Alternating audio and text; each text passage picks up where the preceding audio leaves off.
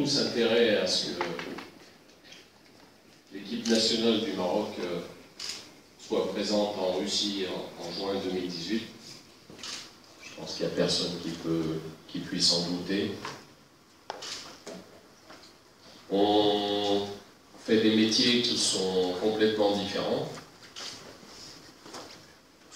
Il y a parfois certainement des incompréhensions de votre côté par rapport à certaines attitudes d'un staff technique, d'un coach.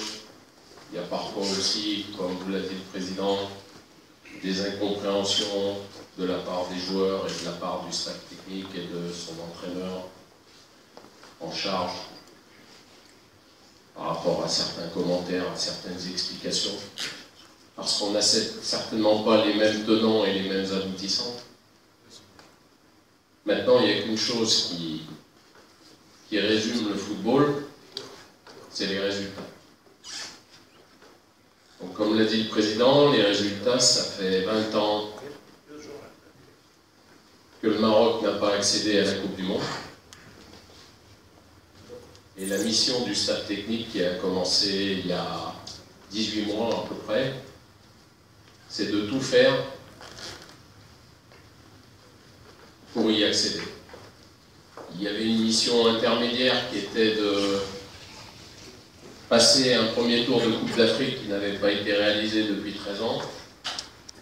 La première mission a été réalisée. Comme je l'ai souvent dit, et je le répète encore ce soir, je pense qu'il y avait moyen de faire beaucoup mieux avec l'état d'esprit qui a été présent durant cette Coupe d'Afrique et avec le potentiel qu'on avait. Maintenant, le football parfois peut être cruel. Mais c'était une bonne première marche.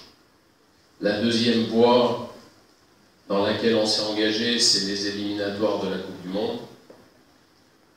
Il reste 4 matchs.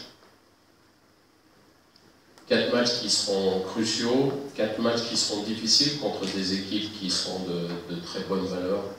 Mais tout est jouable, tout est encore jouable. Et il n'y a pas un jour sans que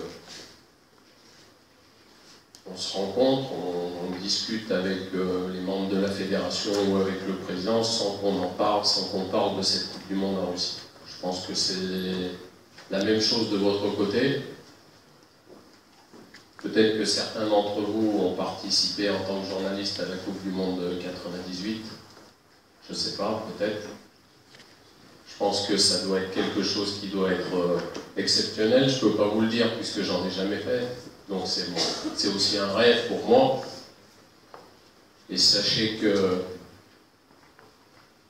tout ce qu'on fait depuis qu'on est arrivé au Maroc, c'est pour réaliser ce rêve. Alors on a moi-même parfois, peut-être qu'à vos yeux, je commets des erreurs. Mais j'ai aussi ma personnalité. Chaque coach est différent.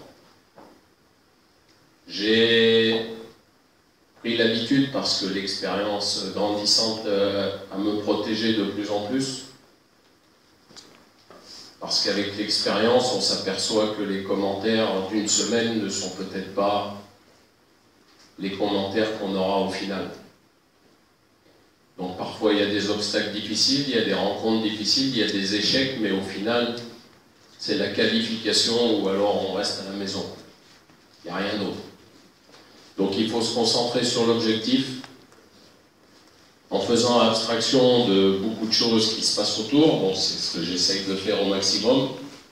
C'est aussi, et vous devez le comprendre, pour préserver ma propre personne, mon entourage, ma propre vie personnelle. Et je réussis plutôt bien, même peut-être un peu trop à vos yeux, mais je me concentre sur le terrain, en faisant certainement à vos yeux le minimum de ce qu'on puisse faire en tant que sélectionneur au niveau de la communication. Mais je pense que trop parler, c'est pas forcément être très efficace. J'ai toujours préféré donner des rendez-vous, relever des challenges, que faire de longs discours et au final ne jamais pouvoir les relever. Donc voilà, donc c'est superbe initiative de se retrouver ce soir. Je pense que vous avez aussi des choses à dire, certainement que quelqu'un qui vous représente prendra la parole, ou plusieurs personnes. Je vous écouterai attentivement, on vous écoutera attentivement, et puis, comme le disait le président encore une fois, le football génère tellement de joie, de satisfaction que faut juste essayer de s'imaginer un soir de novembre 2017 avec un résultat positif et une qualification pour la Coupe du Monde. Et juste imaginer l'effervescence que ça peut amener dans un pays comme le Maroc, qui est un pays passionné de football.